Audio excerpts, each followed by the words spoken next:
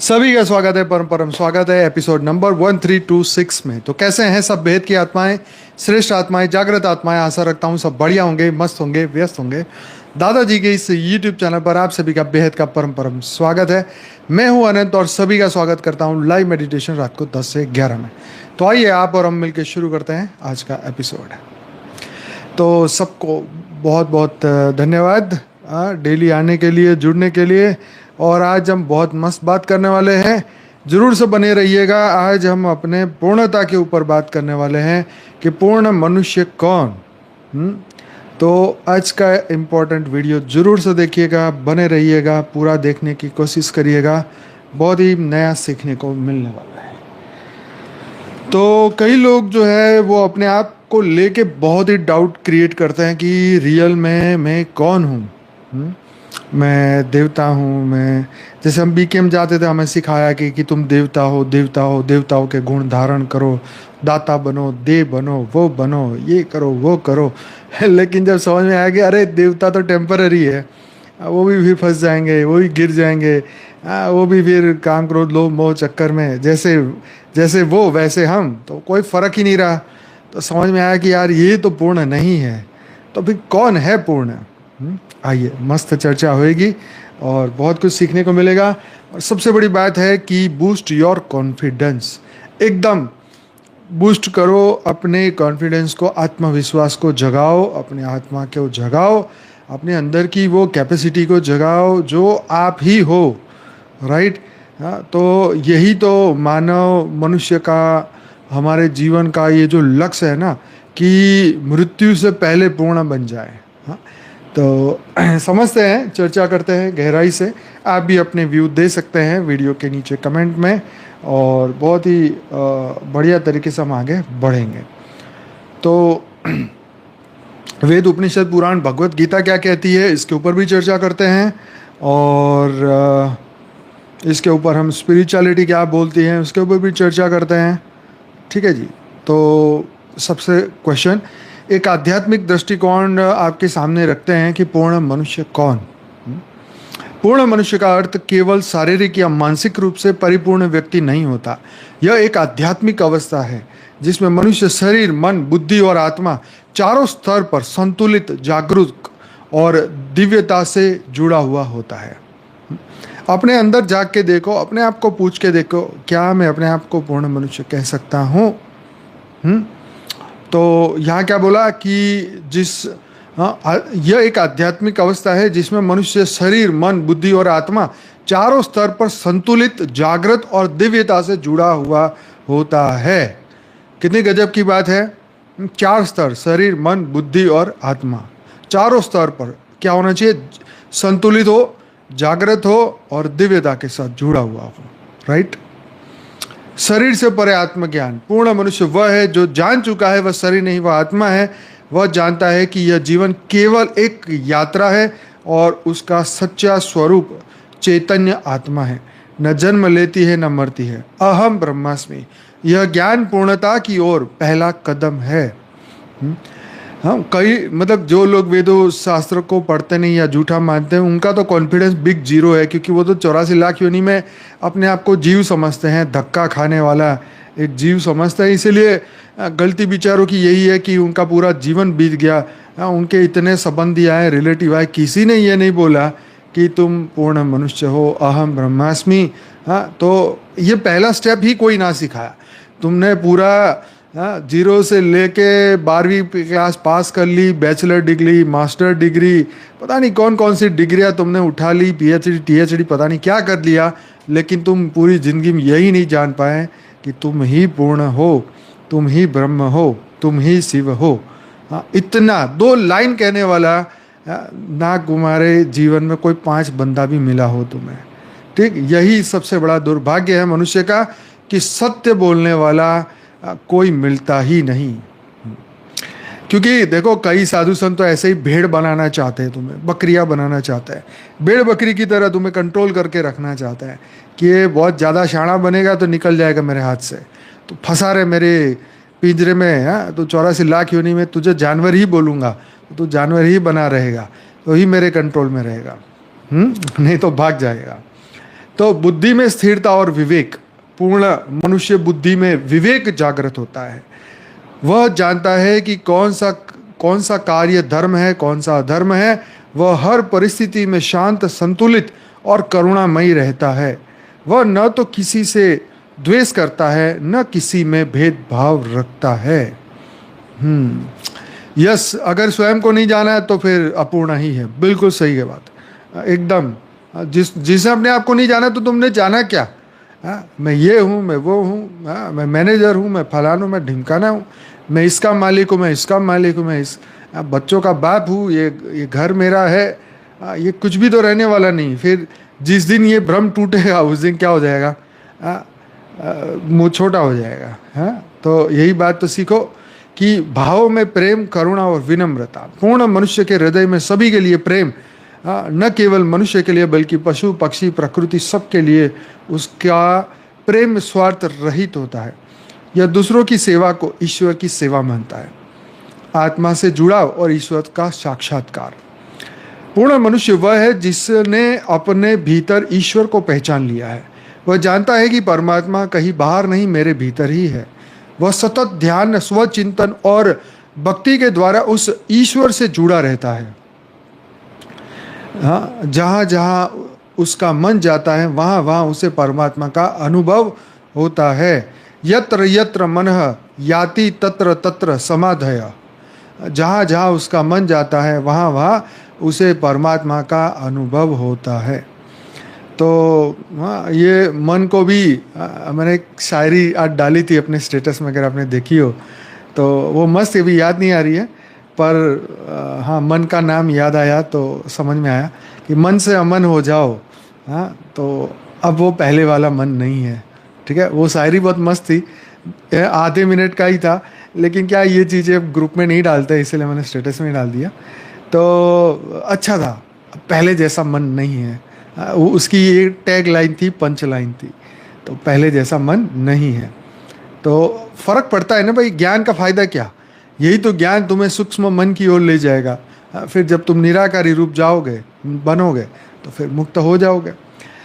तो पूर्ण मनुष्य के भीतर अहंकार का नामो निशान नहीं होता। वह अपने ज्ञान, शक्ति और उपलब्धियों पर गर्व नहीं करता।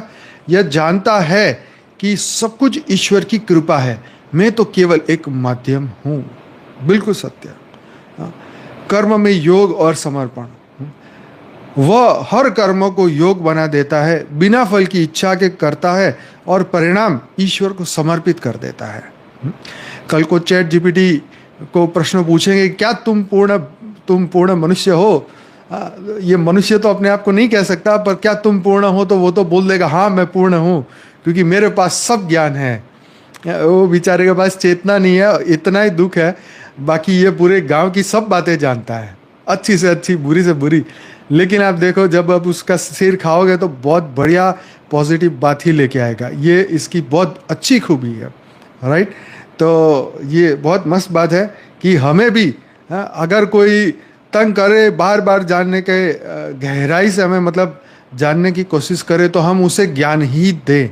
ज्ञान का वो पंच लाइन उसके सामने लाके रख दे कि वो बॉस कहे, वाह भैया तूने जिंदगी में कुछ तो पाया है। मतलब चार बातें तो हम इतनी अच्छी करें दुनिया के सामने कि लोगों को ये तो लगे कि हाँ भाई जीवन में कुछ तो पाया है, कुछ तो अनुभूति की है। आए और गए, नहीं तो जीवन का फायदा क्या बताओ? तुम पैदा हुए, तुमने बच्चे पैदा किए, तुम्हारी शादी हुई, खूब पैसा कमाया, गाड़ी बंगला महल आ गया और मर गए। तो तुमने नया क्या किया? वो तो हर जीव, कुत्ता बिल्ली सब ही कर रहे हैं। ठीक, तो वही तो बात है ना कि मनुष्य ने जीवन से लेके मृत्यु वही रूटीन कर्म किया, तो किया क्या? ये तो हर जीव कर रहा है, तो तुमने क्या किया? कुछ भी तो नहीं। तुमने अपने उस स्वरूप को नहीं जाना। हमारे आंखें देखती है, लेकिन देखने वाला कौन? माइंड सोच रहा है, लेकिन उस सोच को पैदा करने वाला कौन? ये बोल रहा है, इसके पीछे का भाव क्या? ये ऑब्जर्व करने वाला कौन? ये कर्म कराने वाला कौन है? बुलवाने वाला कौन? ये जानने वाला कौन? जनवाने वाला कौन? मतलब इतनी गहराई में जाएंगे तो मैं ये आपके आत्मा के कैरेक्टर पे लेके जाना चाहता हूँ आखिर में, कि ये पावर कौन थी, कौन सी पावर है, और क्या वो है, वो मिट्टी घड़े की बात करे तो जब घड़ा टूट जाता है, उसका अहंकार टूट जाता है, तो उसको बाद में पता चला अरे मैं तो मिट्टी था। लेकिन जब घड़ा रूप होता है तब तक उसको लगता है मैं तो घड़ा हूँ, मैं तो घड़ा हूँ, मैं तो घड़ा हूँ। लेकिन जब घड़ा टूटता है तब लगता है अरे मैं तो मिट्टी था।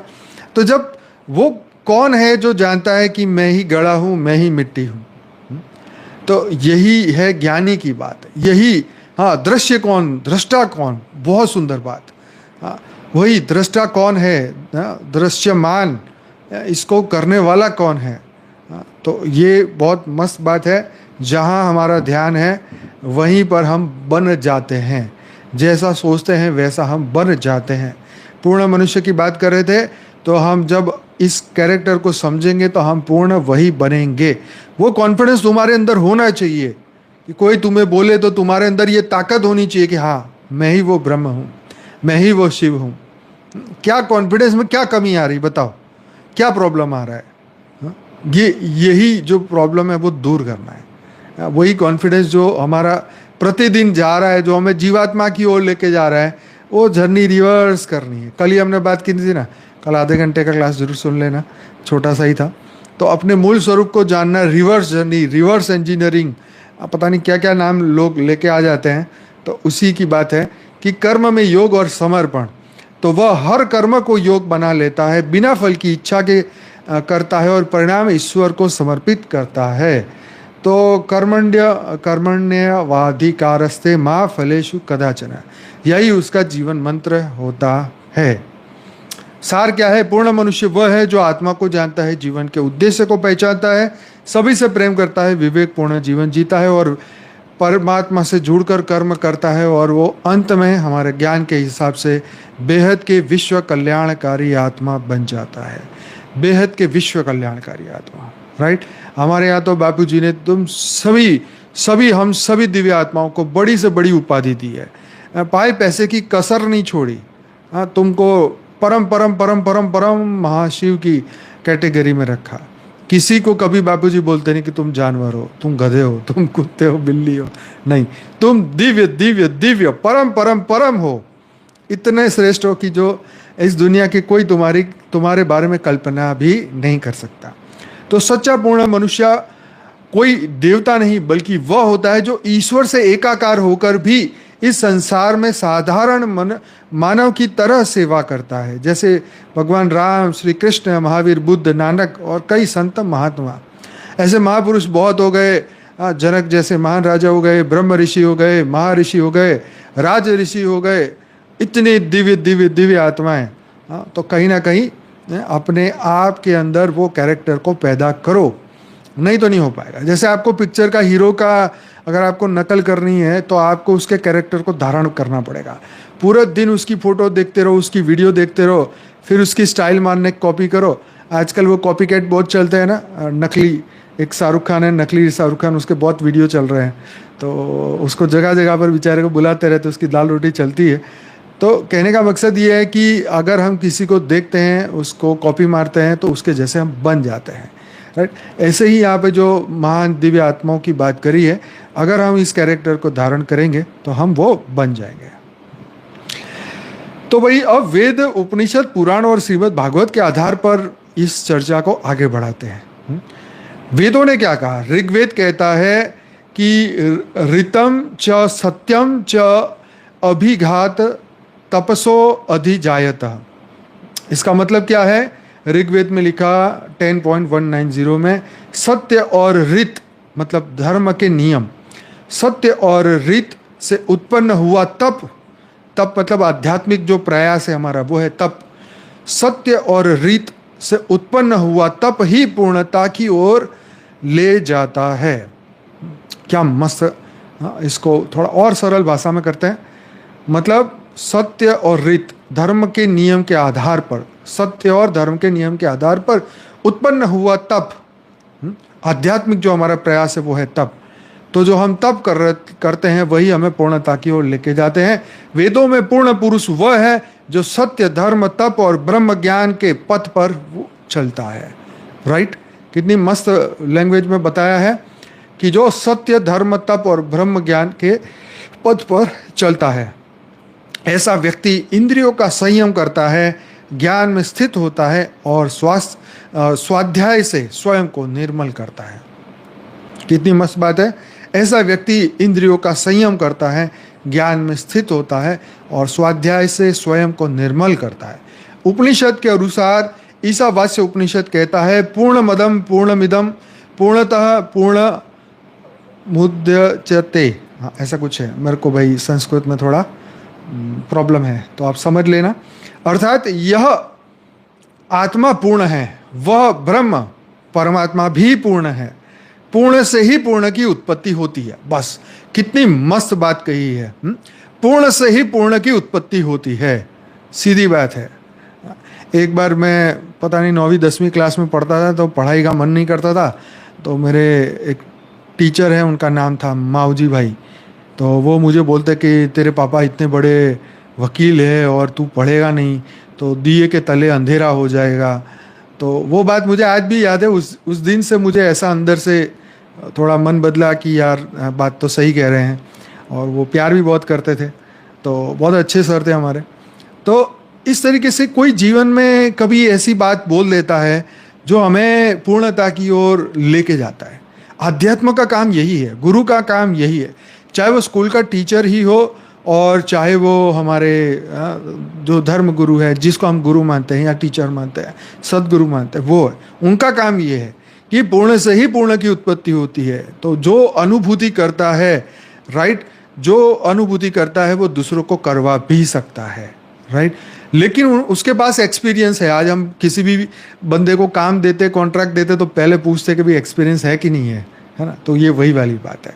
पूर्ण मनुष्य वह है जो जान गया है कि वह आत्मा है, न कि वह शरीर है। जब वह अहम ब्रह्मास्मि, मैं ब्रह्म हूँ, बृहदारण्यक उपनिषद में कहा है कि मैं ब्रह्म हूँ, के अनुभव में स्थित हो जाता है तो वह पूर्ण हो जाता है। शास्त्र में तो लिखा है कि उस ब्रह्म स्वरूप में कुछ पल के लिए भी अगर आप रुक जाओ तो तुम्हारे कई पाप नष्ट हो जाएंगे। हाँ, उस ब्रह्म के साथ एकाकार हो जाओ तो तुम्हारे कई पाप नष्ट हो जाएंगे। ब्रह्म स्वरूप की अनुभूति कर लो, तुम्हारे कई पाप नष्ट हो जाएंगे।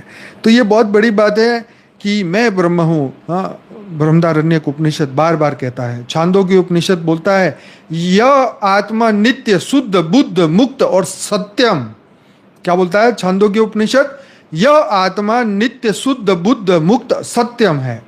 आत्मा नित्य शुद्ध बुद्धिमान और मुक्त है। जो उसे जान लेता है वही पूर्ण पुरुष है। यहाँ मेल फीमेल की बात नहीं है, शरीर के चोले की बात नहीं है कि भाई है कि बहन है। यहाँ आत्मा की बात है। पूर्ण पुरुष मतलब वो पूर्ण आत्मा है। पुरुष स्त्री की तो यहाँ बात ही नहीं है। जब ज्ञान की बात आती है तो आत्मा की ही बात होती है, दूसरों की कोई बात नहीं होती। तो आत्मा नित्य है, शुद्ध है, बुद्धिमान है, मुक्त है। जो उसे जान लेता है वही पूर्ण पुरुष है, ऐसा छांदोग्य उपनिषद कहता है। श्रीमद् भगवद गीता के अनुसार भगवद गीता अध्याय 2 श्लोक 55 में कहा गया है। श्लोक में स्थित प्रज्ञ के ऊपर है, बोल नहीं रहा हूँ क्योंकि मुझे बोलने में थोड़ी दिक्कत हो रही है। तो उसका मतलब है कि जो सभी कामनाओं को त्याग कर आत्मा में संतुष्ट रहता है वह स्थित प्रज्ञ होता है, वही पूर्ण पुरुष है। प्रजहाति यदा कामान सर्व पार्थम मनोगतान। आत्मा ये वात्मा न तुष्ट स्थित प्रज्ञ। फिर आगे 2 लाइनें छोड़ देता हूँ। तो ये बहुत बढ़िया श्लोक है, जरूर से सुनिएगा कभी। 73 और 74 नंबर का जो एपिसोड है बी आर चोपड़ा की महाभारत का, बहुत सुपर्ब है। एक जो कृष्ण डायलॉग बोल रहे हैं इतना सुपर है, मजा आ जाएगा आपको। जो सभी कामनाओं को त्याग कर आत्मा में संतुष्ट रहता है वह स्थित प्रज्ञ है, वही पूर्ण पुरुष है। आगे एक और श्लोक आता है गीता अध्याय 5 श्लोक नंबर 18, जिसका मतलब है कि जो ज्ञानी पूर्ण पुरुष होता है वह ब्राह्मण, गाय, हाथी, कुत्ते और चांडाल सबको सम दृष्टि से देखता है। आगे आता है गीता अध्याय 6 श्लोक नंबर 29। पूर्ण योगी वह है जो हर प्राणी में आत्मा को देखता है और आत्मा में संपूर्ण जगत को। क्या? पूर्ण योगी वह है जो हर प्राणी में आत्मा को देखता है और आत्मा में संपूर्ण जगत को। यह समदृष्टि ही पूर्णता का लक्षण है। पुराणों के अनुसार भागवत पुराण स्कंद 1 अध्याय 2 में लिखा है, एक श्लोक है, स वै पूषा परो धर्म यतो भक्ति क्षोजे। जो पुरुष भगवान के प्रति निष्काम भक्ति करता है वही परम पुरुष है। बोलो कितनी गजब की बात कही है। जो पुरुष भगवान के प्रति निष्काम भक्ति करता है वही परम पुरुष है। वाह भाई वाह। शिव पुराण क्या बोलता है? पूर्ण पुरुष वह है जो भोग और मोक्ष के द्वंद्व से ऊपर उठकर ईश्वर को जानता है। सुपर डुपर लाइन है, क्या नोट कर लिया जाए। पूर्ण पुरुष वह है जो भोग और मोक्ष के द्वंद्व से ऊपर उठकर ईश्वर को जानता है। हाँ? तो मरने के बाद के मोक्ष का कोई मतलब नहीं, जीते जी मोक्ष पाने का फायदा है भैया। हाँ, सीधी सी बात है। भोग और मोक्ष के द्वंद्व से ऊपर उठकर ईश्वर को जानना। रामायण और महाभारत में श्री राम और श्री कृष्ण को मर्यादा पुरुषोत्तम, लीला पुरुषोत्तम कहा गया है, अर्थात वे उस स्थिति को दर्शाते हैं जहां मानव शरीर में रहते हुए भी कोई पूर्णता को प्राप्त कर सकता है।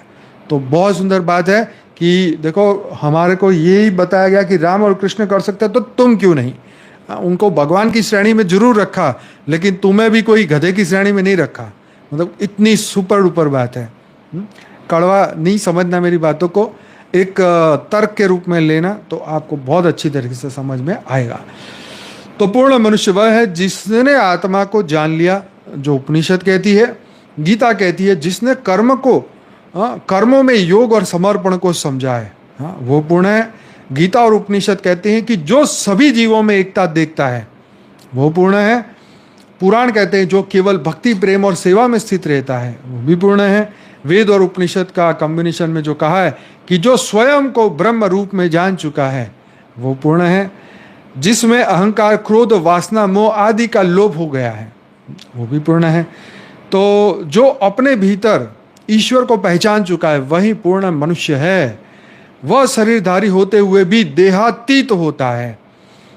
वह द्वैत के ऊपर उठ चुका है। यही सच्चा मुक्त ज्ञानी प्रेममय पूर्ण पुरुष है। तो भाई ये था आज का सुपर डुपर उससे भी ऊपर बढ़िया सा ये आज का ये पॉइंट हमारा पूरा हुआ। अब कुछ मैं बातें आपसे बात करूंगा जो कुछ संक्षिप्त में रोचक जानकारी आपको दूंगा। आप ध्यान से इसे सुनिएगा। अब जो दूसरी बात मैं करने वाला हूँ, रामायण की कुछ ऐसी बातें जो आपको और वंडर देगी। रामायण के पीछे कुछ रहस्य, शक्ति नहीं भाव महत्वपूर्ण है। रावण ने कैलाश पर्वत उठा लिया था पर शिव धनुष नहीं उठा सका। क्यों? मस्त बात, क्योंकि वह अहंकार से भरा हुआ था। शिव धनुष भक्ति और विनम्रता मांगता है, बल नहीं। क्या? शिव धनुष्य भक्ति और विनम्रता मांगता है, बल नहीं मांगता। रावण असफल रहा क्योंकि उसमें श्रद्धा नहीं थी। देखो अब यहाँ पे क्या हो गया, श्रद्धा और बल। तो विनम्रता भारी पड़ गई ना उसकी। ये श्रद्धा बल के श्रद्धा के आगे बल हार गया। ठीक, सीधा सा एग्जाम्पल है। तो कई बार ऐसा होता है कि कई आत्मा एकदम बहुत ज्ञानी योगी, लेकिन कुछ सबकॉन्शियसली ऐसी चीज उसके दिमाग में डाल दी जाती है जो कहीं ना कहीं उसको पूर्णता की ओर पहुंचने नहीं देती। तो हर एक मनुष्य को उसको ढूंढना है और अपने दिमाग से हटाना है। ठीक है। श्री राम ने धनुष्य को प्रणाम कर प्रेम पूर्वक हाथ लगाया और धनुष्य अपने आप टूट गया। यही भक्ति की विजय है। ऑब्वियसली ये सब चीज़ें बहुत ही मस्त है। क्या भगवान श्री राम मांसाहारी थे? तो वाल्मीकि रामायण और अयोध्या कांड और महाभारत सभी में स्पष्ट लिखा है कि श्री राम केवल फल, कंद, मूल खाते थे। वे न मांस खाते थे, न मदिरा पीते थे। वनवास काल में उन्होंने सन्यासी जीवन जिया। सुनहरे हिरण को भी उन्होंने पालने के लिए पकड़ना चाहा था, मारने के लिए नहीं। तो श्री राम पूर्णतः शाकाहारी थे। उनके ऊपर बहुत सारी स्टोरियाँ बनाई जाती है कि ये ऐसे थे वैसे थे, ऐसा कुछ भी नहीं है। देवी त्रिजटा, रावण की लंका में सच्ची सेविका। त्रिजटा का नाम आपने सुना है, जो सीता के साथ हेल्प करती थी, मतलब बैठी रहती थी। वो राक्षसिणी थी पर बहुत मदद करती थी। त्रिजटा माता सती की सच्ची सहायक थी। उन्हें माता कहकर बुलाया गया। लंका विजय के बाद श्री राम ने उन्हें सम्मान दिया। संभवतः विभीषण ने उन्हें सीता माता की सेवा में लगाया था। त्रिजटा का भारत में मंदिर है जो बताता है कि सनातन धर्म कर्म को प्रधानता देता है, जाति को नहीं। यार क्या मस्त बात है। एक राक्षस न राक्षसणी का एक मंदिर होना सनातन धर्म में कितनी बड़ी बात है। तो उन्होंने सनातन धर्म कर्म को प्रधान देता है, जाति को नहीं, बहुत ऊपर। सुवर्ण मच्छा, रावण की जल परी पुत्री। हाँ, मैंने भी पहली बार सुन रहा हूँ मैं, ये कौन है, नया कैरेक्टर। थाई रामायण के अनुसार, जो थाईलैंड वाली रामायण है उसमें, थाई रामायण के अनुसार रावण की बेटी सुवर्ण मच्छा समुद्र में राम सेतु निर्माण रोक रही थी। हनुमान जी से मिलने के बाद उसका हृदय परिवर्तन हुआ, वह भी धर्म की राह पर आ गई। यह कथा सिखाती है कि सच्चाई और प्रेम से कोई भी बदल सकता है। जो बाबूजी बोलते हैं ना, हमें सबको बदलना है, सबको बदलना है, सबको बदलना है, तो सच्चाई और प्रेम से कोई भी बदल सकता है। ठीक है, बहुत सुंदर बात है। हनुमान जी आज भी जीवित है। पौराणिक मान्यता के अनुसार माता सीता ने हनुमान जी को अमरता का वरदान दिया था। महाभारत में भीम और अर्जुन के साथ वो प्रकट हुए। कई संतों और ग्रंथों में उनके जीवित होने के प्रमाण मिलते हैं। सच्चे भक्तों को आज भी अपनी उनकी अनुभूति होती है। वे भक्तों की रक्षा के लिए आज भी इस पृथ्वी पर है। तो भाई डेफिनेटली है, तभी तो ये धर्म टिका हुआ है। जिस दिन ये हमारे दिव्य महान आत्माएं धरती से चली जाएगी तो फिर धरती का क्या होगा, कोई सोच भी नहीं सकता है। अभी तो बैलेंस बना हुआ है। मेघनाथ और तंत्र विद्या, निकुंबला देवी की आराधना। रावण पुत्र मेघनाथ ने देवी निकुंबला की गुप्त साधना कर ब्रह्मास्त्र से भी शक्तिशाली शक्ति प्राप्त की थी। इसी बल से उन्हें इंद्र को उन्होंने हराया। श्री राम और लक्ष्मण पर नागपाश चलाया। यदि हनुमान जी समय पर मेघनाथ का यज्ञ भंग न करते तो राम की सेना हार जाती। यह शक्ति प्रत्यगिरा देवी का रूप थी, जिसका प्रयोग केवल रक्षक भाव से किया जाना चाहिए। तो भाई ये थी आज की कुछ अनकही अनसुनी हुई बातें जो हमने यहाँ पर चर्चा की। तो इसको और डीप में भी चर्चा कर सकते थे, ये जो कुछ ऐसी स्टोरियाँ थी, लेकिन उसको मैंने और शॉर्ट में यहाँ पर चर्चा किया। क्योंकि क्या है कि अब ज़्यादा ऐसी स्टोरियाँ ऐसे चर्चा करने का ज़्यादा मन नहीं करता, क्योंकि इसको थोड़ा सा हम शॉर्ट में ले, बढ़िया सा रहे तो ज़्यादा अच्छा रहेगा। तो यहाँ एक मस्त उदाहरण भी है। श्री कृष्ण ने अर्जुन को बताया था कि हनुमान जी की दिव्य शक्ति के कारण ही तुम्हारा रथ युद्ध के दौरान नष्ट नहीं हुआ था। यह घटना हनुमान जी की अपार शक्ति रक्षा के क्षमता को दर्शाती है। बहुत बहुत ही बढ़िया बात है। तो बहुत सारी ऐसी हमारे शास्त्रों की बातें हैं जो अगर हम चर्चा करने बैठे तो बहुत ही मज़ा ही आ जाएगा। खैर, तो आज के लिए इतना ही। कैसा लगा आज का ये एपिसोड? और पूर्णता की ओर सबने जाना है, उस पूर्णता की ओर हमें अपने आप को देखो, मन की बेईमानी तो चलती ही रहेगी। अंतिम समय तक ये मन जो है ये वायुमंडल से ग्रसित है। ठीक है, हम किसी का ब्लॉग देख ले, किसी का वीडियो देख ले, कई ब्लॉगर्स हैं यूट्यूब में, अगर आप उनके वीडियो डेली देखेंगे तो आपको लगे यार कितना करोड़पति बंदा है, कितने बढ़िया घर में रहता है, 6 गाड़ियाँ हैं, इतनी बड़ी बड़ी गाड़ियाँ हैं। उनको देख के आपका मन जो है उन चीज़ों में चला जाएगा।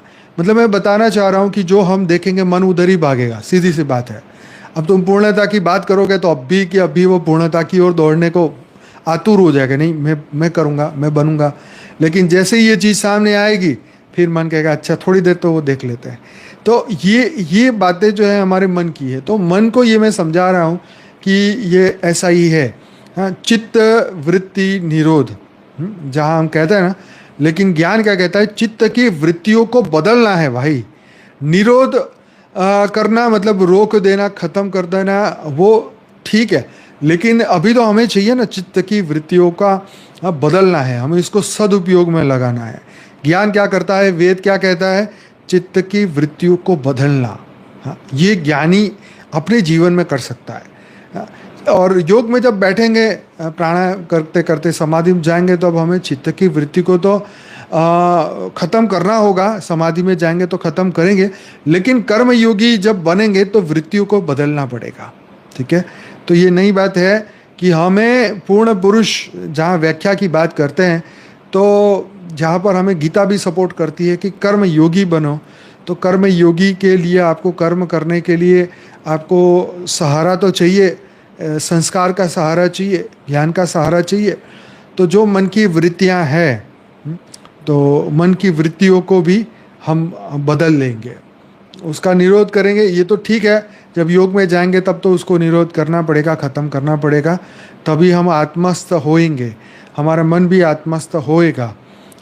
लेकिन कर्म योगी बनने के लिए चित्त की वृत्तियों को विश्व कल्याण की ओर ले जाना है, ठीक है, विश्व कल्याणकारी आत्मा बनना है, हाँ, एकदम चैतन्य परम पुरुष बनना है, राइट। ज्ञान को सही तरीके से जीवन में उतार कर ज्ञान से परिपूर्ण बनना है। विश्व में एक नई प्रकाश, एनर्जी, ऊर्जा हम ही करेंगे, और कौन करेगा? हम पूर्ण हैं तो हम ही करना है ना भाई। जो आवारा है, मस्ती में मस्त है, घूम रहे, फिर रहे, एंजॉय कर रहे हैं, जो अपने जीवन बस जीवन जी रहे हैं, मजा कर रहे हैं, भाई तू मजा कर, कोई प्रॉब्लम नहीं है, लेकिन पूर्ण कब बनेगा? विश्व का कल्याण कब करेगा? ये भी तो ड्यूटी तुम्हारी है। और जो करेगा वो भरेगा, जो करेगा वही बनेगा, सीधी सी बात है। ये बेहद के कर्म है, बेहद की ड्यूटी है, बेहद के विश्व कल्याणकारी बनना है, जो हमारे बापूजी ने हमें शिक्षा दी है। तो आइए सभी दिव्य आत्माएं मिलकर अब बेहद का योग करते हैं, परम शांति की ओर आगे बढ़ते हैं, आंखें बंद करके परम शांति परम शांति परम शांति की ओर आगे बढ़ते हैं। एकदम चिंता, टेंशन, स्ट्रेस, तनाव से मुक्त हो जाते हैं। ये मन बार बार चिंताओं से ग्रस्त हो जाता है, इसको मुक्त करने की ज़रूरत है, उसको हटाने की, वो चिंता से बुद्धि को हटाने की ज़रूरत है। ये काम जो हम कर लेंगे तो ही तो हम आगे बढ़ के विश्व कल्याणकारी आत्मा, परम परम परम परम आत्मा बनेंगे। तो आइए सभी दिव्य आत्मा अपनी अपनी आंखें बंद करें, रिलैक्स हो जाए, चिंता, स्ट्रेस, तनाव से मुक्त होके परम शांति की ओर आगे बढ़े। अपने पूर्ण स्वरूप को, दिव्य स्वरूप को, अव्यक्त स्वरूप को, अपने पूर्ण ब्रह्म स्वरूप को, अपने बेहद के पूर्ण ब्रह्म स्वरूप को देखें, परम परम परम अपनी आत्मा की अनंत सूर्यों की शक्ति को देखें, अपनी आत्मा को भीतर से परम परम परम आत्मा समझे। मैं परम प्रकाश की आत्मा हूँ, दिव्य आत्मा हूँ, चैतन्य आत्मा हूँ।